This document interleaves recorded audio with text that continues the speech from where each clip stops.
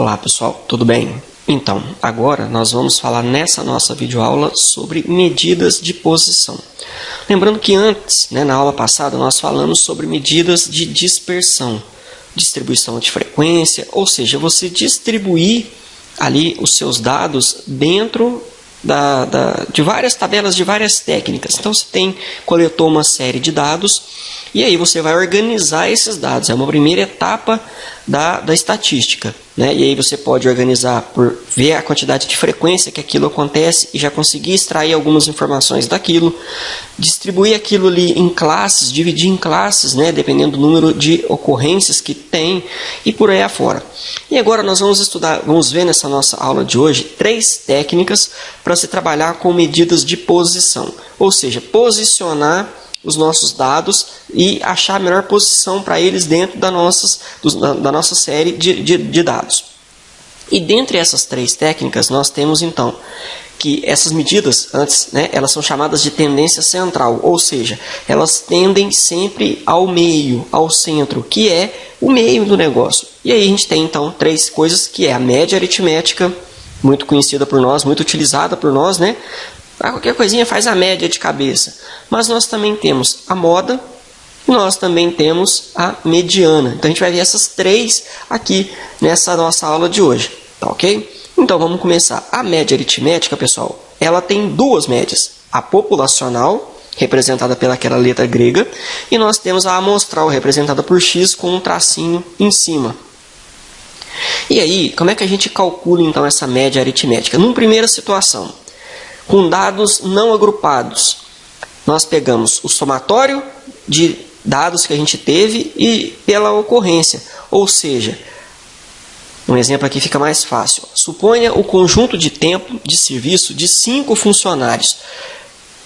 3 anos, 7 anos, 8 anos, 10 anos e 11 anos. Determinar a média aritmética simples desse conjunto de dados. Então, como é que a gente faz essa média aritmética? É só você pegar a quantidade de anos, 3 anos, mais 7 anos, mais 8 anos, mais 10 anos, mais 11, dividir por 5, que é a quantidade de funcionários. 39 por 5, a média, então, de idade, de tempo de trabalho desse grupo de 5 funcionários é 7,8. Essa é a interpretação que a gente tem. Vamos ver agora numa segunda situação. Nós temos dados agrupados em uma distribuição de frequência por valores simples. Distribuição de frequência, como a gente viu na aula anterior, é a quantidade de vezes que aqueles valores se repetem, Então, dentro de uma tabela, de uma série de dados. E aí, o que eu vou fazer? Eu vou fazer o somatório disso aí também e dividir pela quantidade de ocorrências. Então, olha aqui, ó. Em determinado dia, foi registrado o número de veículos negociados por uma amostra de 10 vendedores de uma agência de automóveis, obtendo a seguinte tabela. Números de veículos negociados. 1 carro. Número de vendedores. 1. Só um vendedor vendeu um carro. Número de vendedores que venderam 3 carros. Números de vendedores que venderam 2 carros. 3 funcionários. 3 vendedores. Números de funcionários que venderam 3 carros, 5. E números de funcionários que venderam 4 carros. Foi um funcionário só. Então, a gente multiplica. 1 vezes 1, 1. 2 vezes 3, 6. 3 vezes 5, 15. 4 vezes 1, 4. Isso é a quantidade de veículos, então, que foi vendido. Isso aí é para eu calcular a minha frequência absoluta, certo? Eu faço o somatório, 26 carros vendidos num dia, divido pela quantidade de funcionários, que são 10. Não é isso? Portanto, 26 carros divididos por 10 funcionários, nós temos 2,6 carros negociados de média. Tá ok?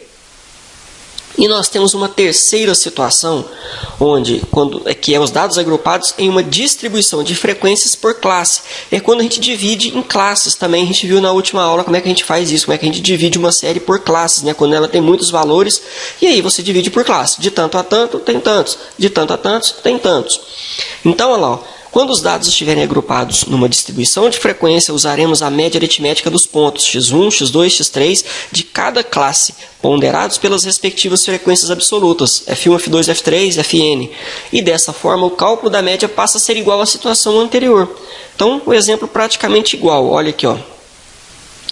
A tabela abaixo ela apresenta os scores obtidos por um grupo de 58 alunos matriculados em uma determinada disciplina. Então, se você tem que de 35 pontos a 45 pontos, nós temos 5 alunos. E isso repetiu 40 vezes, então dá 200 pontos.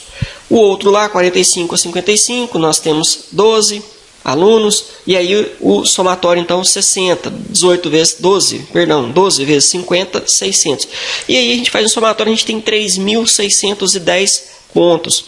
Dividido pela quantidade de alunos, vai dar uma média de 3.610 dividido por 58, 62,24 pontos nessa disciplina por grupo de alunos. Entendeu? Então essas são as 3 situações que a gente viu para a média aritmética. Agora vamos lá ver o que é a moda. Bom, pessoal, como o próprio nome fala, né, dentre as medidas de posição, destaca-se a moda, que é o valor mais frequente da distribuição. Então quando você fala assim, hoje em dia fazer TikToks está na moda, né? Fazer lives está na moda. O que é estar na moda? É repetir o que todo mundo está fazendo, né? Então, se uma roupa está na moda, é porque muita gente está usando aquela roupa, ou seja, ela está frequentemente sendo comprada. Se uma live está na moda, é porque frequentemente as pessoas estão fazendo lives, né? Se os TikToks estão na moda, é porque frequentemente as pessoas estão fazendo TikToks. Então, a palavra moda é isso, é a quantidade de vezes que o valor mais se repete, entendeu? Então, nós temos uma primeira situação que é dos dados não agrupados, que é aquele primeiro exemplo que a gente dá, né? Dos dados não agrupados. Então, sejam os elementos x1, x2, x3 de uma amostra. O valor da moda para este tipo de conjunto de dados é simplesmente o valor com maior frequência. Então, a gente vai ver um exemplo aqui. Supõe o conjunto de tempo de serviço de 5 funcionários. E aí a gente pegou 3 anos, 7 anos, 8 anos, 8 anos, 11 anos. Determinar a moda desse conjunto. Qual que é o valor, então, naquele conjunto ali que mais se repete? É o 8. Então, nós temos que a moda é a distribuição unimodal ou modal. É o 8. É o valor que mais se repete nesse exemplo muito simples. Agora, nós temos, né, a situação de dados não agrupados. Então, eu tenho aqui, seja os elementos x1, x2 e x3 de uma amostra, o valor da moda para este tipo de conjunto de dados é simplesmente o valor com maior frequência. Ok? Seja o conjunto de tempo de serviço de funcionários 3, 3, 7, 8, 8, 11. Então, determinar a moda desse conjunto de dados. Ora, eu tenho que os valores que mais se repetem é o que? É o 3 e o 8. Então, essa é uma distribuição que a gente chama de bimodal. Ou seja, a moda dela é o 3 e o 8. Né? Os tempos de serviço com maior frequência foram 3 e 8. Vamos lá ver outra situação? Ainda no mesmo exemplo, eu confundi. Na mesma situação, né, a primeira situação de dados não agrupados. Só que agora, suponha o conjunto de tempo de serviço de 5 funcionários. 3, 7, 8, 10 e 11. E agora, pessoal, qual que é a moda? Bom, a gente chega à conclusão que é uma distribuição amodal. Ou seja, ela não tem moda, porque todos os valores se repetem igualmente. Né? Não teve um valor que teve maior destaque que o outro. Bom, vamos lá então ver agora sim, né, a nossa segunda situação. Dados agrupados em uma distribuição de frequência por valores simples. Então, aquele segundo caso nosso que a gente trata que é com distribuição de frequência. Então, para esse tipo de distribuição, a identificação da moda ela é facilitada pela simples observação do elemento que representa a maior frequência, assim para a distribuição. Então, aqui eu tenho, né, um exemplo. Em um determinado dia, foi registrado o número de veículos negociados por uma amostra de 10 vendedores de uma agência de automóveis, obtendo a seguinte tabela. Aquela que a gente viu anteriormente. E aí a gente percebe que o maior valor de funcionários, né, ou seja, a quantidade maior de carros negociados que teve o maior número de vendedores com aquele número foi o quê? O carro, o valor de 3 carros. Por quê? Porque 5 funcionários tiveram vendas de 3 carros. Então, o 5 aqui no caso, ele é o nosso maior. Portanto, se a frequência é FI 5, logo o MO, a moda é 3. Então, a interpretação que o 3 foi o valor que mais repetiu. Por quê? Porque o maior valor de frequência que a gente teve vendendo 3 carros foi 5. E aí agora eu tenho uma situação um pouco mais complicada no nosso terceiro exemplo, onde eu tenho os dados agrupados em uma distribuição de frequência por classes. Para dados agrupados em classes, temos diversas fórmulas para o cálculo da moda. A utilizada aqui vai ser a nossa fórmula de Zuber, que é o quê? Que eu pego o limite inferior da classe, ou seja, o menor valor da classe, mais o delta 1, que é o limite anterior menos o menor valor menos o anterior, dividido pela mesma coisa, só que agora o delta 2, que é o F1 menos o FI menos o FI posterior. Então, antes a gente estava trabalhando com o limite anterior, agora a gente está trabalhando com o limite posterior, vezes a altura, que é a amplitude da classe. Olhando assim parece um pouquinho complicado, mas vamos lá. Vamos ver o exemplo aqui na prática. A tabela abaixo, ela apresenta os scores obtidos por 58 alunos matriculados em uma determinada disciplina. Então, a gente já viu isso aqui no exercício anterior, mas está aqui de novo. Olha lá, 35 e 45 pontos, nós temos 5 alunos. 45 a 55 pontos, 12 alunos. 55 a 65, 18 alunos. 65 a 75, 14 alunos. 75 a 85, 6 alunos. E 85 a 95, 3 alunos. Fazendo um total de 58 alunos. Bom, então, qual que é o valor que mais se repete? É essa classe aqui, do 55 e 65. Ou seja, é a de 18, essa classe aqui. Então, o que eu vou fazer? Eu vou pegar o limite inferior da minha classe, a gente viu lá, limite inferior é o quê? É o 55, é o primeiro valor da minha classe, ela vai de 55 a 65. Aí eu pego o quê? O delta 1. Lembra da minha fórmula? O delta 1. O delta 1 vai ser o limite que mais acontece, que é o 18, que é a minha referência, subtraído pelo valor anterior. Qual que é? 12. Então, 18 menos 12, que é o valor anterior, 6. Põe o 6 aqui. Agora eu vou fazer aí embaixo. Eu vou pegar o 6, delta 1, mais o delta 2. Sendo que o delta 2, pessoal, é o 18 menos o 14, que aí já é o limite posterior. 18 menos 14, 4. Então, 6 mais 4 vai dar 10. Então, o que eu vou fazer a conta aqui? 55 mais 6. Por quê? 60 dividido por 10, 0,6 vezes 10. Por que 10? Porque é a amplitude da minha classe, de 55 a 65. 0,6 vezes 10 dá 6. 55 mais 6, a minha moda, então, é o 61. E aí até é fácil para a gente interpretar, porque depois que fez a conta, o 61 ele está, então, dentro dessa classe, entre o 55 e o 65. Não é verdade? Então, a gente sabe que o valor que mais repetiu é o 61. E aqui, só por essa tabelinha, eu não saberia falar para vocês qual que é o valor que mais se repete. Eu sabia a classe. A classe que mais se repete era da 55 a 65. Mas qual o valor ali dentro? Só através dessa fórmula para eu descobrir, então, a moda. Não é verdade? E aí, agora, por fim, eu tenho a minha mediana. O que é a minha mediana? Ela é construído o rol, o valor da mediana é o elemento que ocupa a posição central, ou seja, é o elemento que divide as distribuições em cada 50% dos lados.